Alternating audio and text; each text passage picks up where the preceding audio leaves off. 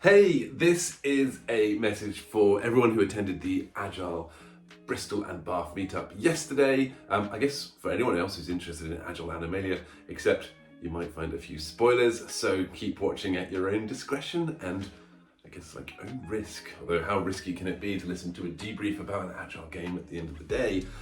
You can see I'm back into my happy Surrey place, left pre-dawn. I don't quite like leaving cities pre-dawn because it kind of makes me feel like I'm being chased out and I've got to get up before dawn or people are coming for me. Perhaps that was just all the time I spent in Castle Park anyway yesterday.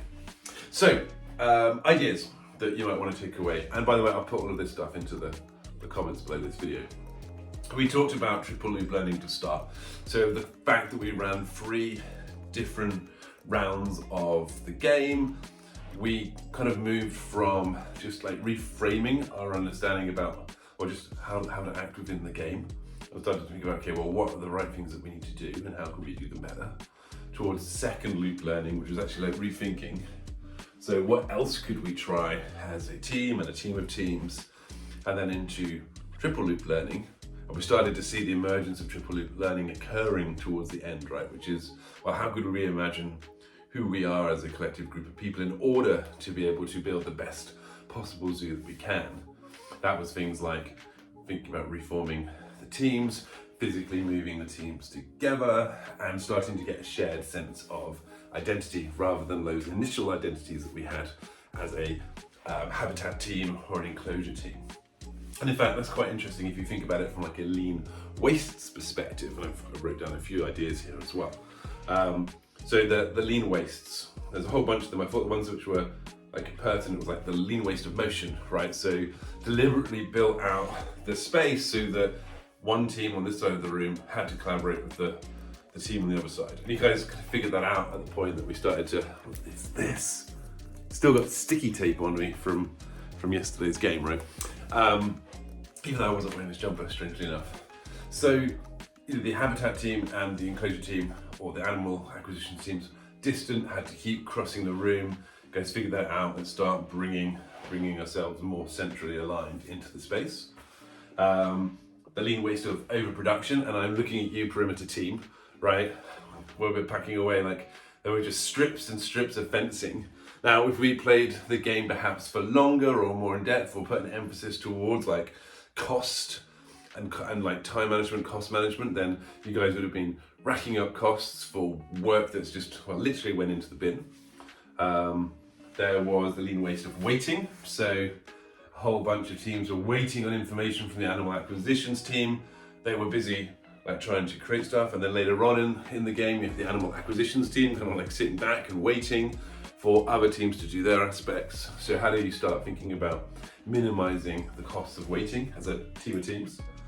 There's the cost or the lean waste of transportation, like physically moving various different components of the zoo together. And then I guess we also have like just inventory. As we started building up inventory, there was a number of different animals that were waiting to come to the zoo, but couldn't. So they were literally in like, well, metaphorical holding cages, but there's real costs attached to that. And there's also like an opportunity cost. Like they could have been in the zoo, they could have been getting value, we could have had customers coming and enjoying that experience. And who knows, that could have helped us learn more about the type of zoo that our customers wanted and the type of people that we wanted to be in our zoo. So that's a lean waste perspective. I was also thinking about it from I guess like a lean or like a Kanban principles perspective. We picked up on like visualizing the workflow. So our third round, we had that board behind us, and that was also connected to, I guess, like feedback loops as well. So like sequentially being able to tick off, yes, we have all of the things that we need in order for this animal to be ready for our zoo. That was pretty cool. I think that helped with managing flow. There was some conversation around limiting work in progress, but I don't think that really happened in practice, but I guess that would have been a future iteration that could have come from there. Let's also talk about just like the initial setup of the zoo, right? So these were functional teams. So a perimeter team was responsible for building fences. The habitat team was responsible for building like trees and rocks and everything that would make that enclosure look good. We had an enclosure team that was really just holding space. we started to see a reimagination of how these teams could come together. If we played for longer, I think we would have seen more cross-functional teams form. So we could have had like a SEAL team, like Navy SEALs, I guess, or a octopus team, a quacker team. So the ability to create as a team that was able to bring all of the aspects together for a particular animal to come and join our zoo. And then who knows where it would have gone from there. We looked at, well, not explicitly, but we could see how our work fit into, say, like the heart of Agile as a model for just describing agility. So we were all collaborating towards a shared outcome. We delivered incrementally, and then we reflected on what we had done for our retrospectives, and then we improved. And we can see that improvement coming through our scores from like, was it 13.5 to 29.5 to like 85, I think it was, by round 3. So that's pretty fantastic. And I think part of the game then is how quickly can you go through that feedback loop of collaborate to deliver, improve, and then reflect. That's pretty cool. We were experiencing some of the core protocols. So we had like the decider and resolution protocols. Some people I talked about was like the check-in, check-out, pass, unpass. They're in the links below. I definitely recommend checking them out.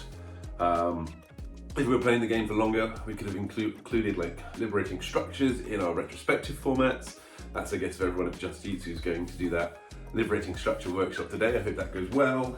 So like, editing in here, I forgot, of course, about the enterprise change pattern. How can I do that since we spent some time talking about it, right?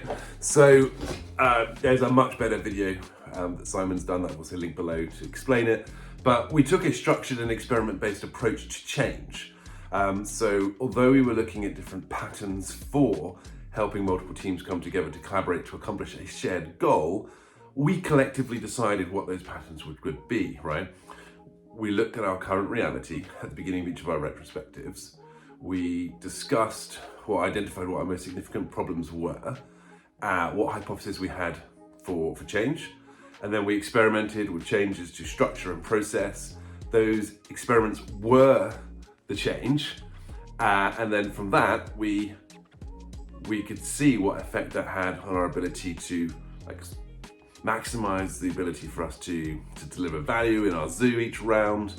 And that had an effect on culture, right? It could start sensing a collective and shared identity as we started looking past being an acquisitions team or the marketing team and starting to start, there we are, building something towards being this new whole zoo team. So that's worth checking out as well. Cheers.